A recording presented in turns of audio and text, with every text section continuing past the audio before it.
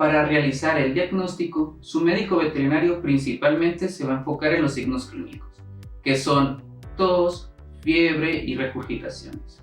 Pero también se puede enfocar y ayudarse de la biometría. La biometría hemática es un estudio de sangre en el cual medimos ciertas cosas. En esas nos podemos enfocar y ver si es una enfermedad viral, bacteriana, etc. Entonces lo más probable es que su médico veterinario le pida hacer ese estudio.